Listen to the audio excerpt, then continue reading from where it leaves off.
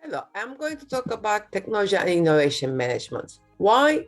Because for any person who is interested in starting up a company based on a technology needs to understand how to manage innovation and technology. This is a must. That's why it is important to understand the macro features of how to manage innovation and technology.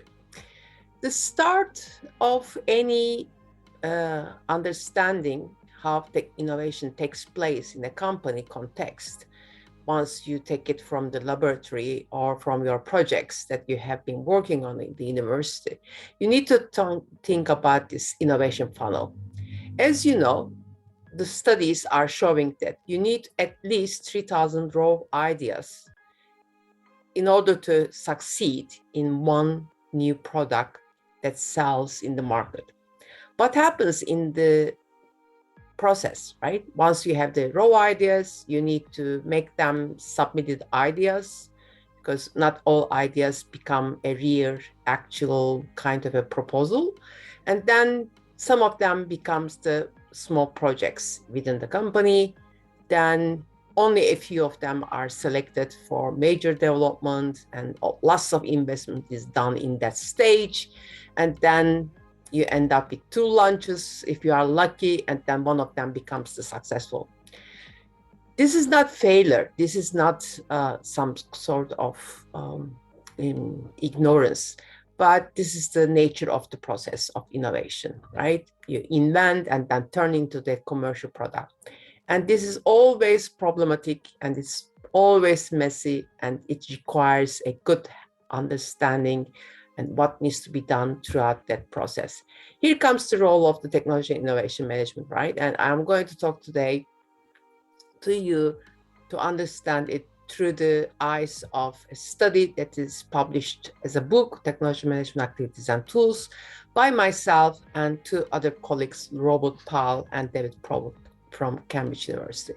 So at the minimum, according to this study, the major technology management processes have to include 6 key capabilities, activities, or processes, whatever we can call about it. So I will just talk about those 6 key capabilities that you need to build in your organization so that you can claim that you are managing the technology, not just using it ad hoc. So identification refers to the reality that you need to plan, you need to forecast, you need to understand what's going on or what will happen in the future. So it is a set of intelligence and a kind of trying to reduce the uncertainties with respect to the competition, and customers, technologies, distribution, organizations, markets.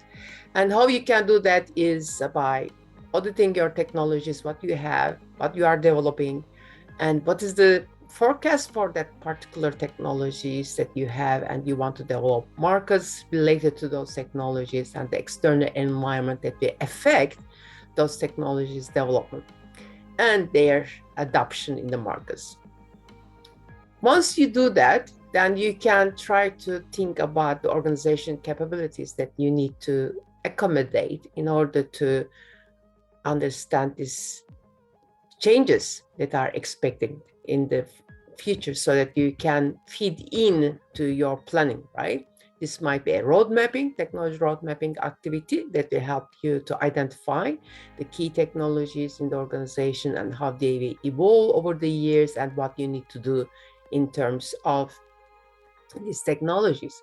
Once you do that, then you can document and disseminate the information within the organization. So that's all about the identification, trying to look to the future and trying to see how you can identify a potential set of technologies that you are developing and you might develop can really fit to the future vision of the company, because there are many possibilities for the future. That's why there is so much uncertainty, but you can reduce it by trying to build a capability in the organization that we try to identify the future challenges. The second technology and innovation management capability is selection, right? We might call it technology strategy or anything else. But what you are trying to do here is once you identify it by looking to the future and trying to see the potential alternative scenarios, right? You need to develop a mission for yourself, for your company, for your technologies that you will develop, and then decide an organizational action, which means dedication, making a choice, right? That will be the key of selection. You need to select one of the features that you can develop in terms of the technologies and get ready for that. So that's the key issue of the selection. Thinking about the competition, thinking about the value chain, and accordingly just trying to come up with a commitment as an organization that you are trying to build as a startup with your technologies at hand, right? Build a solid technology strategy that will be very much important in competition. Then comes the third one. The third technology management activity is acquisition. Once you decided, right, after identifying and making a selection of a technology that you want to develop, contribute, commit yourself as an organization, then you need to think about how you will acquire this, right? It might be perhaps some of the technologies that you have in mind might require so many resources that you might not have. So one option is collaboration. You might go out, try to find the potential collaborators and build up a nice open innovation strategy within the organization that will help you obtain the technologies needed for the business. Or what you might do is just dedicate all your resources to build yourself, making yourself, right, within the organization, internally, with no help from outside. Or you might just decide for some of the technologies that you are foreseeing for the future, then you might perhaps buy them. If you don't have the resources or if you don't want to think them as the core technologies, but needed ones that you support your technologies, then as a bundle, right? Then this is what you might do. Just purchase and then use them internally. A fourth capability, a technology and innovation management practice, activity that you might think about is the exploitation. You decided, you developed the technology, now it is within the company. You need to think about the ways of exploiting this particular technological know-how that is inherent in the company now. It includes commercialization because the adoption of technology is not straightforward. Many technologies struggle, especially the more radical the technology you have, the more difficult it is to reach out to the customers and then try to diffuse it.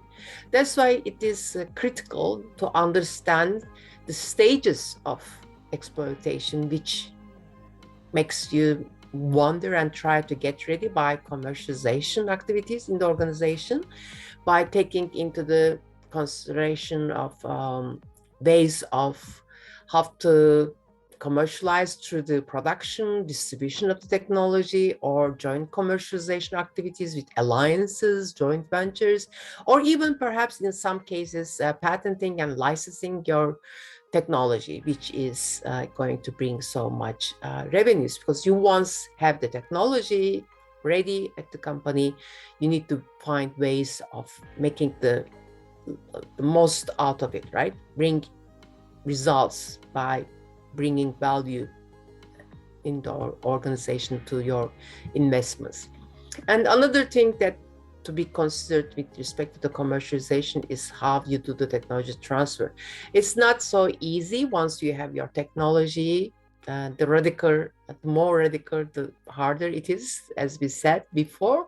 So you need to think about where you are going to send your technology once it is sold. Is it going to be from a company to company, from a non-profit organization to a company, from your own research organization, perhaps a manufacturing department that you will establish, or you will send to a manufacturing organization that will be the one that will do the production. So it's important to consider how you will handle this transfer. It is also not straightforward, right? The creator has different capabilities set, and the technology users will have different. So you need to figure out how to make it proper so that the highest productivity is achieved in terms of you as an organization and also the other parties that will be involved in its commercialization.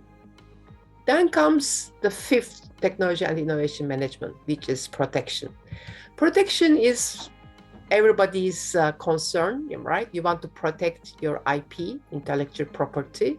So you need to think about this properly, very, very early on when you are developing a technology.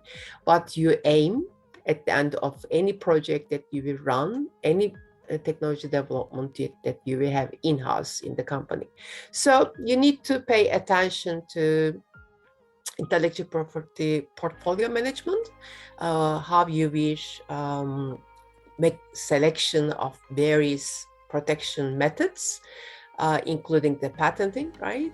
And once you have this portfolio, you can just also consider your knowledge workers, how you will manage that, right? And their IPs, because they are going to be parties involved in this intellectual property who will own what kind of a portion of the intellectual property that will be developed internally. And when you have open innovation collaborators, this will be even further more important because you need to handle with other organizations how this intellectual property rights will be distributed. So that's an important issue. Final one is about talking learning. Learning is a key element in any technology and innovation activity. So you need to learn from each project, from each technology development, from each technology transfer, from each technology marketing, right?